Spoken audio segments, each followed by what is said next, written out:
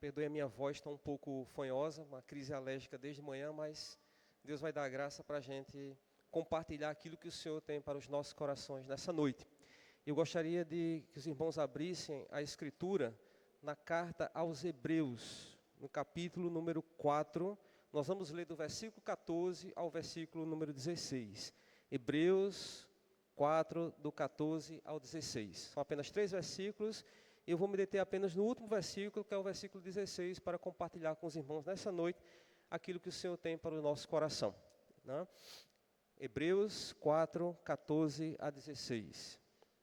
E nessa noite eu gostaria de meditar com os irmãos sobre um tema que é imprescindível para a vida cristã, que é o tema da confiança.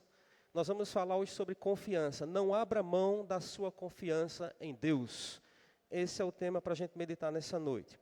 E o texto que a gente vai ler, Hebreus 4, 14 a 16, diz o seguinte: Tendo, pois, a Jesus, o Filho de Deus, como grande sumo sacerdote, que penetrou os céus, conservemos firmes a nossa confissão, porque não temos sumo sacerdote que não possa compadecer-se das nossas fraquezas. Antes, foi ele tentado em todas as coisas, à nossa semelhança, mas sem pecado. Acheguemo-nos, portanto, confiadamente, junto ao trono da graça, a fim de recebermos misericórdia e acharmos graça para socorro em ocasião oportuna. Oremos a Deus. Senhor, nós te louvamos pela Tua palavra, Deus, que é viva, é eficaz, que é poderosa. E nessa noite pedimos que o Teu Espírito Santo, Deus, tome conta da nossa mente, do nosso coração, do nosso ser, e que nós possamos, ó Deus, ser edificados, ser instruídos, ser renovados pela Tua palavra, Deus. Pedimos que Teu Espírito Santo, ó Deus, aprisione a nossa mente, cative a nossa mente, ó Deus, ao trono da Tua graça nessa noite. Tenha misericórdia da minha vida, porque não sou nada diante de Ti, mas pedimos que Teu Espírito Santo nos ajude a compartilhar esta palavra nesta noite, para a glória do Teu nome. Nós oramos agradecidos em nome de Jesus. Os irmãos podem sentar-se. Irmãos, como eu já disse, o tema, né? Não abra mão da sua confiança em Deus. E o versículo 16, que a gente acabou de ler, ele diz, né? Cheguemos, pois, com confiança ou confiadamente ao trono da graça. Para quê? Para que possamos alcançar misericórdia e achar graça. E para que achar graça e misericórdia? Para sermos ajudados em tempo oportuno. Tem uma outra versão, que é a Nova Tradução da linguagem de hoje, ela diz assim: Por isso tenhamos confiança e cheguemos perto do trono divino, onde está a graça de Deus. Ali receberemos misericórdia e encontraremos graça sempre que precisarmos de ajuda. Bem mais clara essa versão. E uma outra, que é a NVI, ela diz o seguinte: Assim, aproximemo-nos do trono da graça com toda a confiança, a fim de recebermos misericórdia e encontrarmos graça que nos ajude no momento da necessidade. E nós vamos nessa noite falar sobre a confiança, porque ela é um dos maiores desafios na vida cristã. Aí você pode dizer, mas nós somos cristãos, nós somos salvos em Cristo Jesus, então é claro que nós temos confiança. E a pergunta que vem é, será que nós somos sempre confiantes em Deus em toda e qualquer circunstância da nossa vida? Será que sejam circunstâncias boas, circunstâncias ruins? Será que a gente está com o coração ali firme, perseverante diante de Deus? Não é? Quem nunca passou por uma situação, por exemplo, e chegar a perguntar a Deus, Deus, por quê? Onde o Senhor está, que não está vendo essa situação? Onde é que o Senhor se escondeu, que não está vendo isso que eu estou passando, né? Quantas vezes, irmãos, o nosso coração muitas vezes é tomado por esse tipo de sentimento, né? Mas a Bíblia, ela nos exorta, nos instrui a vivermos de modo confiado, de modo confiante no Senhor, independentemente das circunstâncias. A gente tem, por exemplo, o apóstolo Paulo, né, que ele diz que sabia viver bem em qualquer circunstância, tanto na abundância, quanto na escassez, na saúde, na doença. E ele disse que aprendeu a viver de forma confiante, né, de forma agradecida a Deus em qualquer circunstância. E é assim que a palavra de Deus nos ensina, a vivermos confiantes no Senhor, independentemente das circunstâncias. O que pode parecer algo fácil, mas não é, porque a gente passa por situações na vida que exigem de nós uma confiança, o exercício da confiança, né? Às vezes nós somos tentados a desistir, né? Quantos na caminhada ficaram para trás? Porque não confiaram suficientemente no Senhor para prosseguir na sua jornada. Também muitas vezes a gente cai em desânimo, a gente se sente frustrado por alguma situação que a gente passa. e a gente se sente incapaz de permanecer naquele momento difícil, né? Essa carta, que a gente não sabe quem é o autor, tem muita especulação para saber quem é o autor, mas a gente não sabe, ela foi escrita para um grupo de cristãos que estava passando por perseguição, estava passando por dificuldades. Para quem não sabe, essa carta foi escrita naquele momento ali que aquele imperador, que os irmãos já ouviram falar dele certamente, chamado Nero, que pôs fogo lá onde ele morava, lá em Roma, né? Então, Nero, ele tinha colocado fogo, mas ele estava acusando os cristãos daquela época, que eram os cristãos que eram responsáveis por aquele acidente, né? E de forma que havia uma perseguição. A religião ali da época era a religião judaica. Era o judaísmo que era a religião. O cristianismo era considerado uma religião ilícita, não era permitida. Então, entendam o contexto em que o autor está escrevendo para aqueles irmãos e dizendo isso: irmãos, se acheguem com confiança ao trono da graça, para que vocês possam alcançar graça, para que vocês possam alcançar misericórdia, para que vocês possam alcançar ajuda. Não é à toa que ele está escrevendo isso aqui, ele está escrevendo porque existia um grupo de pessoas que estava precisando daquela mensagem.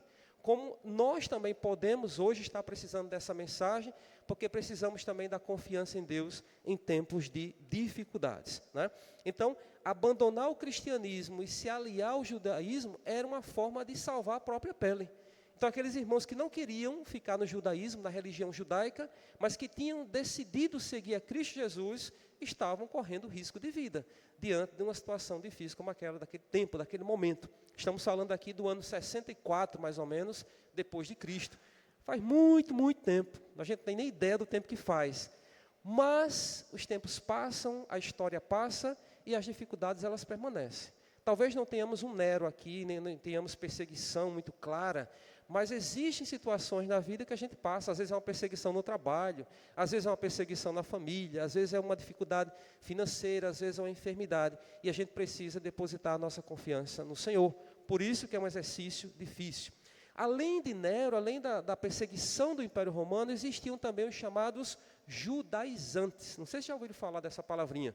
Judaizantes eram aqueles judeus que tinham se convertido, entre aspas, ao cristianismo, mas continuavam agarrados às velhas tradições judaicas. Não é à toa que Paulo teve que escrever uma carta inteira para combater aquela heresia dos judaizantes. Essa carta é a carta de Gálatas. Quem quiser depois pode dar uma olhadinha. Paulo vai escrever para aqueles irmãos, pedindo para eles terem cuidado, para ensinar como é que aqueles homens, aqueles judaizantes, estavam tentando distorcer, estavam trazendo aqui os ritos judaicos, né, para a fé cristã, e dizendo que eram cristãos, mas estavam ali trazendo as práticas e os rituais da antiga aliança, que Cristo já tinha em si já ultrapassado, né? Não é por isso que aqui nesse texto que a gente está lendo, está falando do sumo sacerdote, né? Cristo é o nosso grande sumo sacerdote. Porque os irmãos sabem que na época do Antigo Testamento, como é que se fazia o sacrifício pelo pecado? Era o sumo sacerdote, aquela figura escolhida por Deus, aquele homem escolhido por Deus, quem sacrificava, né, ali para expiação dos pecados dele e do povo. Era o representante do povo diante de Deus. Em Cristo Jesus já não existe mais a necessidade de um sacerdote para que possamos ter os nossos pecados perdoados. Quem é esse sacerdote que cumpriu esse ritual, que cumpriu isso de uma vez por todas? Cristo Jesus. O primeiro hino que os irmãos cantaram aqui do Elohim fala disso, né, desse novo e vivo caminho. Na sala do trono está esse novo e vivo caminho. O véu do templo se rasgou de alto a baixo e agora nós temos acesso a quem? Ao Santo dos Santos. Só quem tinha acesso ao Santo dos Santos era o sumo sacerdote. O povo não podia chegar perto, por causa do pecado, a um Deus santo. Cristo Jesus cumpriu o seu ofício de sacerdote, de maneira que hoje, cada um de nós aqui pode se dirigir diretamente a Deus em oração, se comunicar com Deus, falar com Deus, porque o véu de alto a baixo se rasgou, e esse véu é a própria carne do Filho de Deus, que numa cruz do Calvário se rasgou para permitir que você e eu tenhamos acesso a Ele hoje. Olha que privilégio que nós temos. Hebreus vai tratar disso. O privilégio que o crente tem de acesso ao Deus Todo-Poderoso e ao Deus Santo. Então, irmãos, o autor dos Hebreus escreve essa carta aqui para aquele povo que estava passando por perseguição, por dificuldade, e diz isso a eles: cheguemos, pois, com confiança ao trono da graça, para que possamos alcançar misericórdia e achar graça, a fim de sermos ajudados em tempo oportuno. E com base nesse versículo aqui, eu queria destacar de uma forma muito breve para os irmãos nessa noite, para que fique em nosso coração, algumas lições que podemos aprender com esse texto. Vou destacar aqui algumas lições bem rápidas. A primeira delas é que nós só podemos chegar a Deus por meio de Cristo Jesus. Como eu já disse, né, o véu se rasgou de alto a baixo. Cristo Jesus, ele é o sumo sacerdote. É o sumo sacerdote, como diz o texto aqui, que se compadece de nós e que se compadece porque ele sofreu as tentações, ele sabe, né, o que é sofrer, como diz o profeta Isaías. Ele sabe, é um homem de dores, homem experimentado em dores, ele sabe o que é sofrer. Então, Jesus, ele cumpriu esse ofício, né? No judaísmo, irmãos, para ser sacerdote, né, era preciso que eles cumprissem alguns requisitos. Era preciso, primeiramente, a humanidade, não era outro atributo, eles tinham que ser humanos, era um ser humano que fazia esse ofício do sacerdote. Ele precisava ser um homem escolhido por Deus, né? Ele precisava ser representante dos homens, como, por exemplo, a gente sabe Arão, né, que era um representante, e ele precisava oferecer dons e sacrifícios. E nesse sentido, Cristo Jesus, ele cumpriu todos os requisitos para ser um sacerdote, o sumo sacerdote, né? Por isso que nós temos acesso direto ao trono de Deus por meio de Cristo. Tem muita gente aí inventando coisa, inventando mediador, inventando forma de se chegar a Cristo.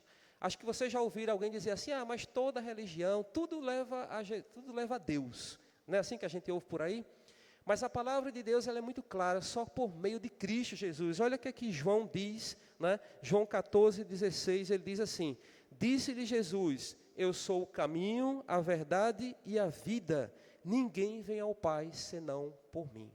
Não existe outra forma de ter acesso ao Pai senão por Cristo. Então, é a primeira lição que a gente precisa entender a partir desse texto que o autor aos Hebreus escreve, né? Nós precisamos entender que nós só chegamos a Deus por meio de Jesus. Não há atalho, não há outro caminho. É apenas por meio de Cristo. É por isso que Cristo tem que ser pregado, irmãos. É por isso que Cristo tem que estar no louvor do culto. É por isso que Cristo tem que estar na exposição. É por isso que Cristo tem que estar em todas as partes, porque é somente por meio dele que nós estamos aqui adorando a Deus. Se não fosse por ele, nós não teríamos acesso ao Pai, que é um privilégio de sermos chamados filhos de Deus, né? Isso é muito bom.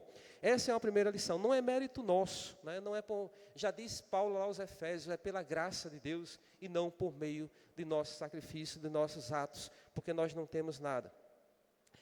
Paulo escrevendo aos Coríntios, 2 Coríntios capítulo 3, versículo 4, ele diz: tal é a confiança que temos diante de Deus por meio de Cristo. Temos a confiança em Deus, não por nossos méritos, mas por meio de Cristo. Cristo permitiu que nós tenhamos esse acesso a Deus. Então, essa é a primeira lição que ele diz aqui. Acheguemo-nos, portanto, confiadamente junto ao trono da graça. Mas ele diz no versículo 14, tendo, pois, a Jesus, o Filho de Deus, como grande sumo sacerdote. Então, é por meio dele que nós chegamos ao trono da graça. Está difícil, está com problema, está passando dificuldade, você tem o livre acesso a Deus, porque Cristo abriu essa porta, abriu esse caminho para você chegar diante de Deus e dizer, e abrir a sua vida, rasgar o seu coração e dizer o que é que está se passando na sua vida, né? Por meio da oração. Então, essa é a primeira lição. A segunda lição que a gente pode aprender ainda com esse texto, chegar com confiança, que é o foco aqui do texto. Não é chegar de qualquer maneira. O texto não diz, olha, vocês se aproximem de Deus, ou vocês se acheguem ao trono de graça de Deus. Não, o autor acrescenta, se acheguem com confiança, né? Com confiança. Muitas pessoas se aproximam, irmãos, muitas pessoas creem em Deus e se aproximam de Deus, mas se aproximam com desconfiança. Como assim com desconfiança? Se aproximam de Deus, mas achando que Deus não pode fazer o que Ele pode fazer. E às vezes até nós mesmos, como cristãos, temos um problema. Sabe aquela história da gente estar com um problema na mão, a gente vai em oração, entrega a Deus, mas a gente vai mover céus e terra para fazer o possível e o impossível para resolver o problema que a gente já entregou a Deus. Normalmente a gente só entrega mesmo na mão de Deus quando a coisa não tem solução mesmo, que a gente olha para todo lado e diz assim, realmente agora esgotaram-se todas as possibilidades, né? É o câncer que chegou violento e não tem médico, não tem nada que resolva, aí quando a gente vai, a entrega ao Senhor, né? Quando na verdade a gente precisa aprender a confiar em Deus em toda e qualquer circunstância, seja ela boa, seja ela ruim, né? Mas a Bíblia diz que a nossa aproximação a Deus, ao trono da graça, ela tem que ser feita em fé e com inteireza de coração, com o coração derramado, com o coração totalmente exposto ali, confiado no Senhor. E é interessante notar que a confiança, irmãos, é uma relação, a confiança ela guarda relação com o conhecimento. Normalmente, o que é que acontece? A gente só confia em quem a gente conhece. Eu duvido que qualquer um aqui entregasse seu filho, pegar o irmão Danilo aqui, que está com criança novinha, entregasse o filho, a filha dele ou as filhas, a qualquer pessoa que fosse passando aí na rua e dissesse, olha essas meninas aqui enquanto eu vou ali resolver um problema. Eu duvido que fizesse isso. Porque normalmente a gente só confia em que a gente conhece. Tem que haver uma relação de conhecimento da outra pessoa com quem nós estamos nos relacionando. A gente não entrega nada que a gente considera bom, que a gente considera precioso, a outra pessoa, se a gente não conhecer a outra pessoa. E onde é que eu estou querendo chegar com isso? É preciso conhecer Deus para poder desenvolver essa confiança em Deus. Né? É preciso que a gente tenha o conhecimento de Deus para que a gente possa se aproximar dele com esse coração totalmente entregue e dizer, eu confio que ele pode resolver, eu confio totalmente no Deus, porque eu conheço, é o Deus que opera milagres, é o Deus que opera maravilhas, é um Deus que eu conheço. E essa confiança, ela vem de onde? Aliás, esse conhecimento vem de onde? Como é que você conhece a Deus? Por meio da sua palavra. Né? É por isso que é tão importante para nós, e é tão caro para nós, reformados, cristãos, a exposição da palavra, a leitura da palavra, a meditação da palavra, porque é por meio dela que nós conhecemos a Deus. E se nós conhecemos a Deus, nós confiamos mais em Deus. É assim nos relacionamentos. Quanto mais você conhece o outro, mais você acaba confiando. Né? Embora a confiança no homem ela possa ser sempre algo perigoso. Né? Já tem um ditado que diz aí, né? Maldito, ditado não, está escrito isso, né? Maldito o homem que confia no outro. Mas quando a gente coloca a confiança da gente em Deus, a gente sabe que a gente está entregando o nosso coração, a gente sabe a quem está entregando a nossa vida, né? Entregar o controle de todas as coisas, né? Entregar, lançar sobre ele todo o cuidado da nossa vida, dos nossos relacionamentos, daquilo que nós temos, da nossa saúde, tudo aquilo que diz respeito à nossa vida. Né? É isso que significa confiança. Deixar com ele, lançar sobre ele todo o cuidado, né? E deixar que ele tenha o controle total das nossas vidas. E isso, irmãos, a gente é desafiado no dia a dia, quando a gente está ali na nossa caminhada, no nosso trabalho, na nossa casa, né? Quando a gente sair daqui, que chegar em casa, a gente vai deparar com aquele trabalho, com aquele problema e entregar isso nas mãos do Senhor. Mas é o que a palavra dele nos instrui nessa noite. Para conhecer a Deus, a gente precisa, para confiar em Deus, a gente precisa conhecer a esse Deus, experimentar, ter uma relação pessoal com Deus. Às vezes é muito preocupante quando a gente tem pessoas que estão já numa caminhada com Deus, está na igreja, mas às vezes são pessoas que ainda não tiveram uma experiência pessoal, aquela experiência viva realmente de experimentar a presença, experimentar o cuidado, experimentar a salvação ali de Deus na sua vida. E a gente precisa aprender isso. O salmista, ele tinha muito conhecimento disso. O Salmo 9, versículo 10, o salmista diz assim, os que conhecem o teu nome confiam em ti, pois tu, Senhor, jamais abandonas os que te buscam. Isso é uma promessa, irmãos. Né? É uma promessa. Deus nunca deixa os seus desamparados. E eu gosto mais ainda da promessa de Jesus, quando ele diz, eis que estarei convosco todos os dias, até a consumação dos séculos. Olha que promessa gloriosa e majestosa a gente tem.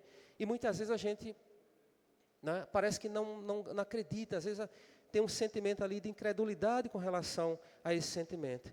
E aí, irmãos, às vezes a gente olha até para as pessoas que são incrédulas no mundo, pessoas que não são crentes, né, como diz, não são cristãs, até pessoas que negam a existência de Deus, a gente olha para elas e às vezes a gente se sente numa posição muito confortável, até melhor. Ah, mas eu sou melhor do que fulano, porque fulano nem acredita em Deus, né? Fulano não tem confiança em Deus. E às vezes a gente se sente assim melhor, se sente mais confortável, se sente no patamar maior de confiança. Mas Deus quer que a gente cresça e chegue a um nível cada vez maior de confiança, irmãos. Deus quer que a gente desenvolva um nível de dependência dEle. E é um exercício, é a cada dia na nossa caminhada que a gente vai exercitando isso, vai tentando desenvolver essa dependência de Deus para todas as nossas coisas. E por que isso? Porque muita coisa pode acontecer ao longo da nossa vida. Hoje eu estou bem aqui, talvez financeiramente esteja bem, talvez esteja com saúde, mas amanhã pode acontecer alguma coisa, e aí? Como é que fica a confiança quando chegar amanhã ou depois de amanhã e vier a tempestade, vier o mar bravio e vier a dificuldade?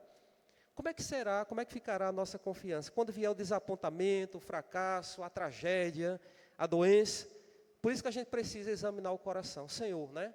Fazer como diz o salmista, sonda o meu coração e veja se está faltando confiança em Ti. Porque a gente precisa desenvolver a confiança para nos permanecermos firmes, seja no dia bom, seja no dia mau. Então, essa é a segunda lição. A primeira lição é que o acesso é por meio de Cristo, somente por meio dele, né? A segunda lição que nós sabemos para confiar em Deus é chegar com confiança, não de qualquer jeito, não de qualquer forma. Mas a gente ainda tem uma lição que a gente pode tirar ainda desse texto. É que a falta de confiança tem um lugar, um assento no coração incrédulo. A gente pode pensar, mas crente, eu sou crente em Jesus, eu não sou incrédulo, eu creio em Jesus. Aí é que está. Será que a gente realmente tem essa confiança em Cristo Jesus todo o tempo, né? Quantas vezes, aí é aquela história, quantas vezes a gente já se apresentou diante de Deus, talvez com aquele coração um pouco mais, com reservas, né?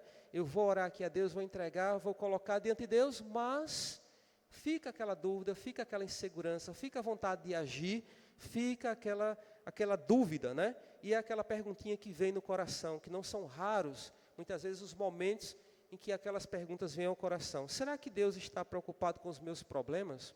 Né? Eu conheço uma pessoa do meu círculo de amizades que ela diz isso.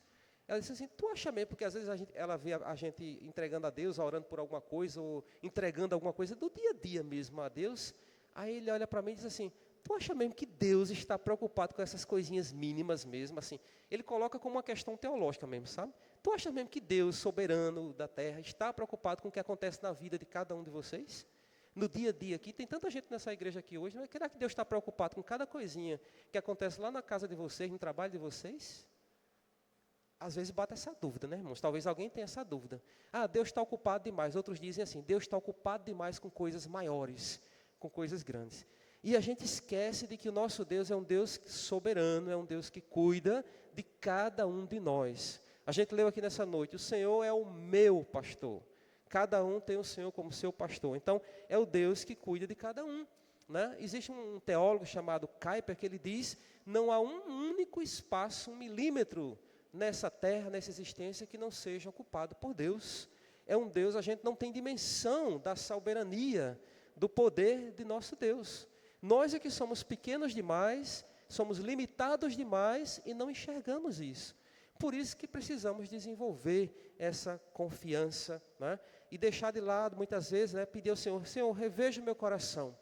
Se há alguma ponta de incredulidade, que nesses momentos em que a incredulidade invadir, tenha misericórdia do meu coração e me ajude a confiar no Senhor, né? Precisamos vigiar o nosso coração, irmãos, para que a incredulidade não venha fazer ninho, né? Para que não venha crescer e diante das circunstâncias que a gente olha, dizer assim, realmente eu não sei se Deus está olhando para isso aqui, né? É fazer como o salmista, eleva os meus olhos para os montes, de onde me virá o socorro? Aí ele responde, o meu socorro vem do Senhor, né, que fez os céus e a terra.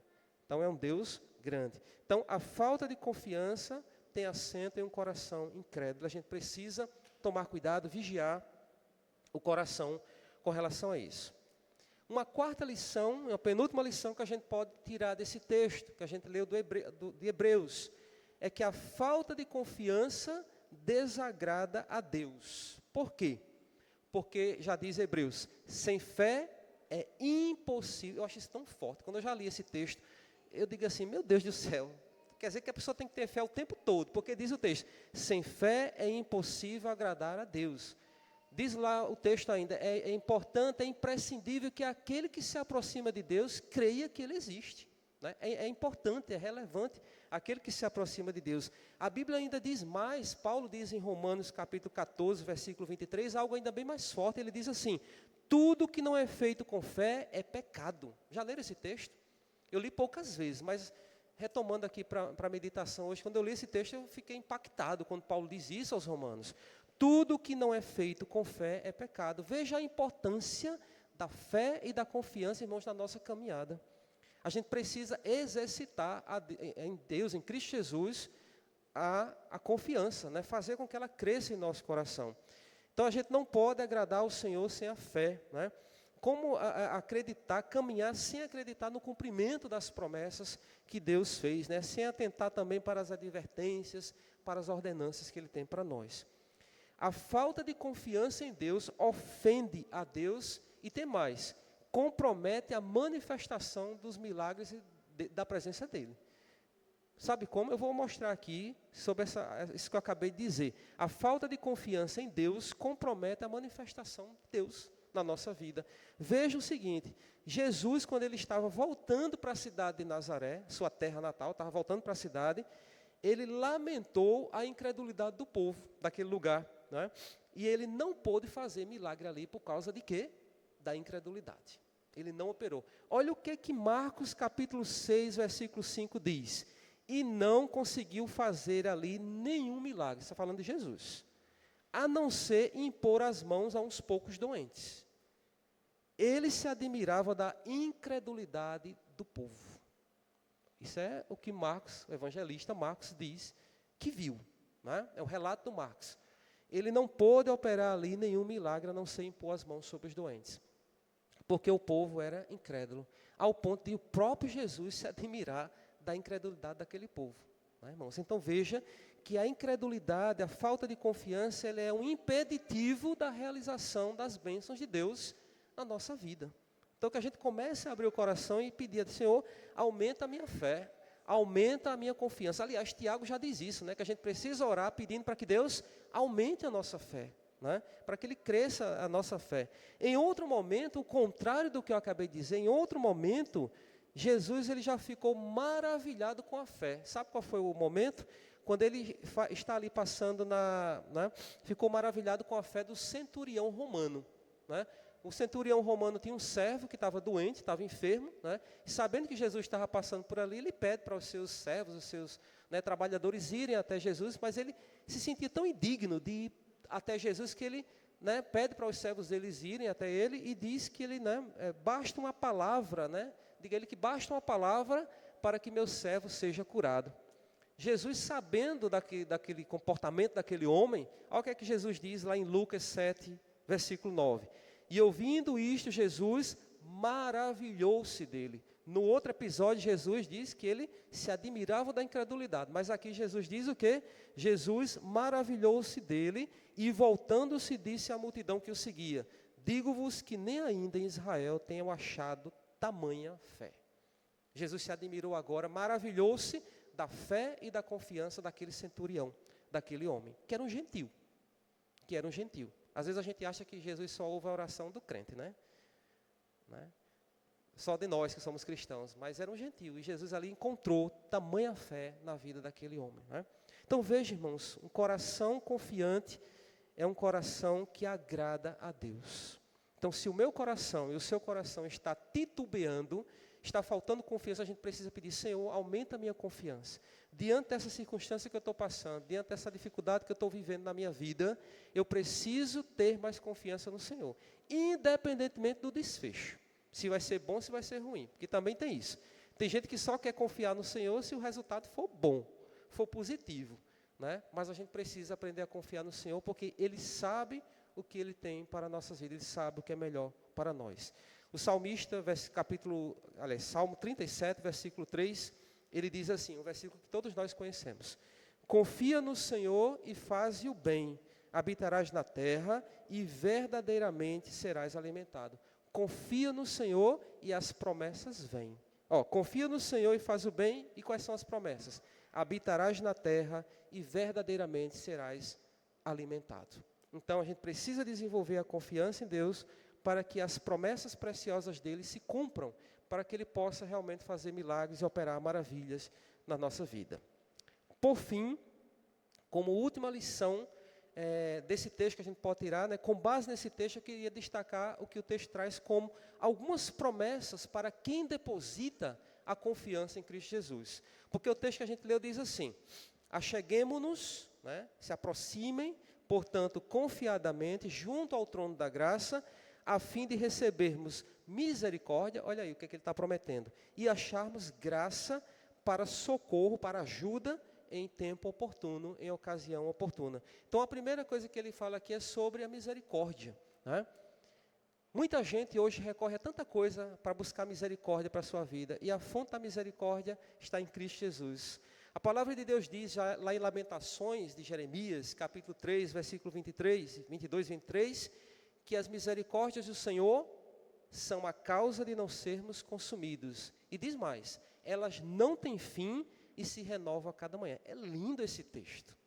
É lindo, irmãos. As misericórdias do Senhor são a causa de não sermos consumidos. Se você e eu estamos aqui, é porque nós temos um Deus misericordioso, que levou na cruz todos os nossos pecados, né? Um Cristo que levou na cruz os nossos pecados. E diz mais que as misericórdias não têm fim, e que a cada dia, cada manhã, essas misericórdias são renovadas em nossas vidas, né? Então, Deus, Paulo diz lá em 2 Coríntios, capítulo 1, versículo 3, que Deus é o Pai da misericórdia, né? Então, acheguemo-nos diante de Deus para pedir misericórdia a Deus naquilo que a gente precisa para as nossas vidas, né? E a misericórdia maior de Deus é que Ele provou o seu grande amor para conosco, né? Quando diz o texto, quando nós éramos ainda pecadores, quando estávamos ainda mortos nos nossos delitos e pecados. E aí a misericórdia, Deus é rico em misericórdia. Diz Paulo lá em Efésios, capítulo 2, versículos 4 e 5, ele diz assim: todavia Deus, que é rico em misericórdia, pelo grande amor com que nos amou, deu-nos vida juntamente com Cristo, quando ainda estávamos mortos em nossas transgressões, pela graça vocês são salvos. Nós somos salvos, né? Então, Deus, Ele é rico em misericórdia. Então, a misericórdia de Deus, acheguemo-nos ao trono da graça, para que possamos alcançar misericórdia diante de Deus. É em Cristo Jesus que nós alcançamos a misericórdia de sermos livres da condenação eterna, da danação eterna, né? E eu digo isso, irmãos, porque muitas vezes o nosso adversário, o tentador, o acusador, ele pode chegar até nós e querer abalar essa confiança que nós temos, né? É engraçado isso, mas às vezes você pode encontrar cristão que está na igreja e às vezes não tem a convicção, né? Você vai ser salvo, irmão, né? Se Cristo voltar, se você partir, você está salvo? E às vezes a pessoa diz, ele quem sabe, ele quem sabe, né? Então, irmão, cheguemos com confiança, sabendo que Deus é misericordioso, né? E que Ele nos livra do peso, da culpa, né? Do pecado que foi de uma vez por todas, né? Enfim, pago por Ele na cruz do Calvário. Mas Ele fala de misericórdia e Ele fala de graça, a fim de vocês alcançarem misericórdia e graça. E o que é graça? Graça é um favor que nós não merecemos, né? Já diz lá em Paulo aos Efésios, porque pela graça sois salvos. É pela graça que nós somos salvos. É um favor, nós não merecíamos, né? Nós não tínhamos nenhum merecimento. Não há nada em nós, né, que Deus olhe para nós e reconheça algum mérito. Tudo é por Cristo Jesus, por meio da fé. E isto não vem de vós, é dom de Deus. Pela graça de Deus, irmãos, é que nós experimentamos as constantes bênçãos de Deus em nossas vidas, né? A graça de Deus, inclusive, é que nos capacita a nós prosseguirmos. Se você está aqui nessa noite, se eu estou aqui, não é porque eu tenho força por mim mesmo. A minha tendência é querer sempre me afastar de Cristo Jesus. A nossa carne, a nossa existência é sempre uma luta. Já diz Paulo, estamos em guerra. E a nossa tendência é sempre, a nossa inclinação é sempre para o pecado, né? Mas, pela graça de Deus, nós somos capacitados a prosseguir e, ao mesmo tempo, ainda realizar o propósito que Deus tem na vida de cada um de vocês. É pela graça. Então, quando a gente ouve muitas pregações por aí, que coloca muitas vezes, eu vejo por aí, vamos passar 40 dias em cima de uma montanha ali, fazendo mesmo mundo de extravagância, de estripulias e tudo mais. É graça, irmãos. Não há nada que eu possa fazer, que você possa fazer, né? Não tira o mérito de quem quer fazer, buscar a Deus, busque da forma como puder, mas tenha consciência, é pela graça. Eu não mereço, você não merece, é Cristo Jesus, é por meio dele que nós somos capacitados a viver e a cumprir o propósito que ele tem em nossas vidas, até aquele dia, como diz Pedro lá, né? É fiel para guardar o nosso tesouro até aquele dia, até o dia que ele determinar, ele vai nos guardar e vai nos levar para onde ele prometeu que nos levaria, né? E ainda, finalizando, ele vai falar que a gente precisa chegar com confiança no trono para recebermos misericórdia, acharmos graça, para o socorro em tempo oportuno, né? Para ajuda em tempo oportuno. E esse tempo oportuno, irmãos, é exclusivamente do conhecimento de Deus. Ele é quem sabe o dia em que Ele tem que entrar na sua vida e entrar na minha vida para dar aquela ajuda de que você precisa e de que eu preciso. Eu só preciso confiar que Ele vai ajudar, né, que Ele virá em nosso socorro, que Ele vai combater as nossas guerras que a gente tem ali diariamente e que Ele nos vai conceder a vitória. Já diz o salmista lá no Salmo 37, versículo 5, entrega o teu caminho ao Senhor, confia nele e Ele fará, e Ele o fará. Nós temos a promessa, né? Temos a promessa de que Deus nos ajudará por meio da nossa confiança em sua ajuda no tempo certo e no tempo determinado por Ele, né? Aí eu gosto também de Lamentações, capítulo 3, que diz assim, o Senhor é bom para todos os que confiam nele. O melhor é ter esperança e aguardar em silêncio a ajuda do Senhor. Não sei qual é a ajuda que você está precisando. Eu sei que da que eu estou precisando. Não sei qual é a sua. E são muitas ajudas, viu, que eu estou precisando. Mas saiba de uma coisa, né? Confie no Senhor, né? Porque no tempo certo, no tempo oportuno, Ele dará o socorro, Ele virá em socorro nas suas necessidades. E finalizando ainda, a confiança tem uma recompensa. Ela tem uma recompensa. Não é um exercício gratuito que a gente faz, não é algo que a gente vai crescendo, crescendo e é de graça. Não. Existe uma recompensa para a nossa confiança, né? Que nós somos testemunhas das maravilhas de Deus, não somente do que Ele faz aqui, mas ainda quando estivermos na sua presença. Olha o que é que Hebreus, no capítulo 10, diz sobre essa confiança, que a gente está sendo desafiado hoje a praticar e a crescer mais. Hebreus diz assim, não abandoneis, portanto, a vossa confiança.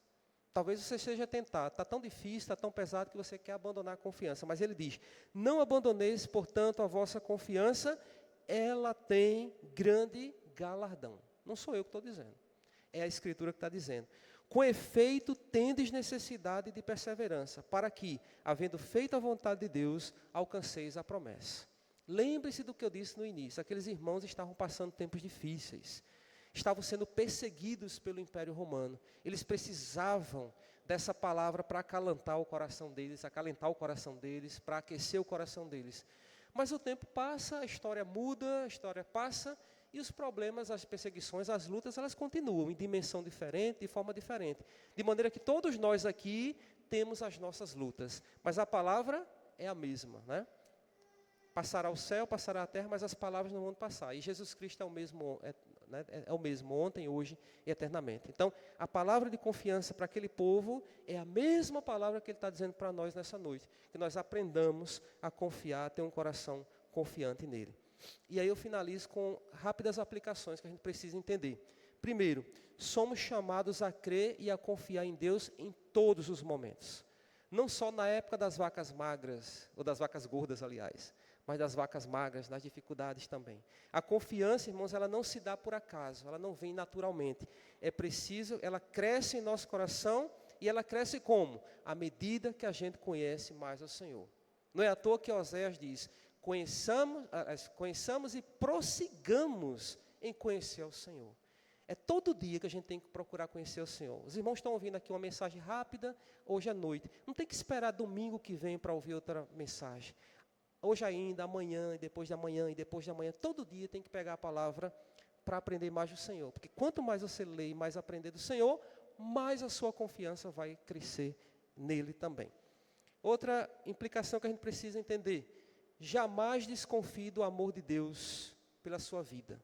Se em algum momento, né, a tentação de desconfiar, de ser incrédulo em relação ao cuidado, ao amor de Deus na sua vida, repreenda isso, porque Cristo Jesus, né, Ele deu a vida por nós e nós temos acesso direto ao trono da graça por meio dele e confie nele, não desconfie em por nenhum momento do amor dele.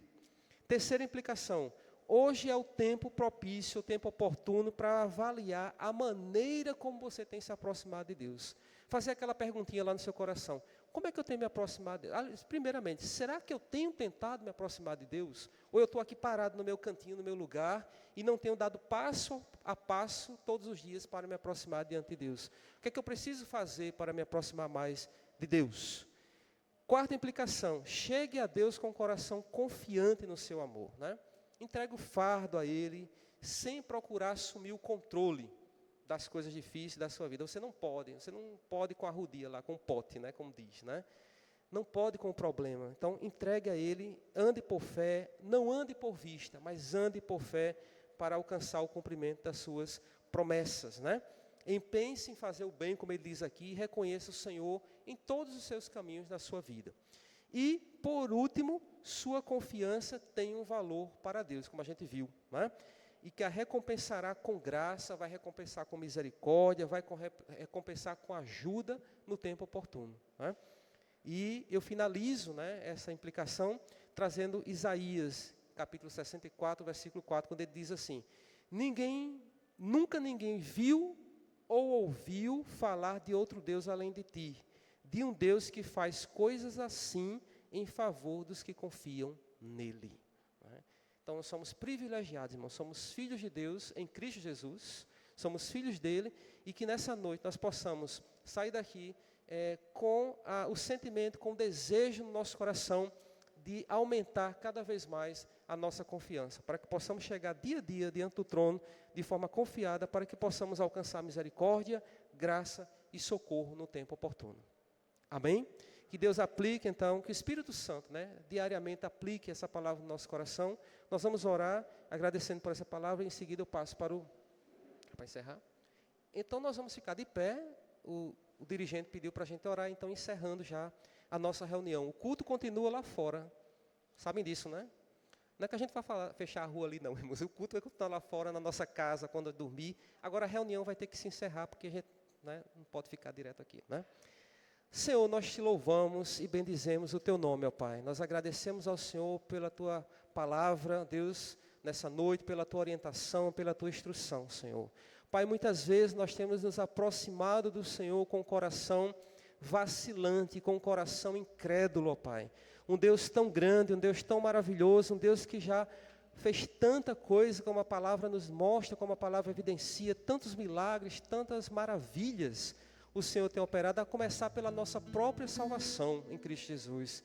Mas muitas vezes, ó Pai, as lutas, as dificuldades têm impedido, Senhor, de olharmos para o Senhor com o coração fervoroso, com o coração confiante. E nossa oração nessa noite, ó Pai, é que o Teu Espírito nos ajude, a partir de agora, a partir de hoje, desse momento, a nos achegarmos ao Senhor, Pai, todos os dias com o coração cheio de confiança. Ó Deus, pode estar acontecendo o que for, mas que o nosso coração esteja, ó Deus, com confiança, sabendo que o Senhor Deus é um Deus que cumpre as suas promessas, é um Deus que tem maravilhas a operar no nosso meio. Queremos agradecer pela vida dos irmãos que aqui estão, que o Senhor possa nos conduzir, ó Pai, em paz, em segurança, para os nossos lares. Abençoa a vida de cada um durante a semana. O Senhor sabe das lutas, dos desafios. Ó Deus, o Senhor sabe das limitações da nossa vida, mas Tu és o Deus que nos sustenta, és o Deus que estás conosco. Tua palavra nos promete que o Senhor está conosco todos os dias, até a consumação dos séculos. E pedimos, Pai, nesta semana, que o Senhor venha aumentar a nossa fé, a nossa confiança, mas também nos ajude, Pai, a aproximarmos mais do Senhor, para Te conhecer melhor, e assim podermos ter um coração mais confiante no Senhor. Agradecemos por tudo, pedimos que o Senhor receba nesta noite este culto, receba o nosso louvor, a nossa adoração, a nossa gratidão a Ti por tudo. E nós oramos agradecidos no nome de Jesus.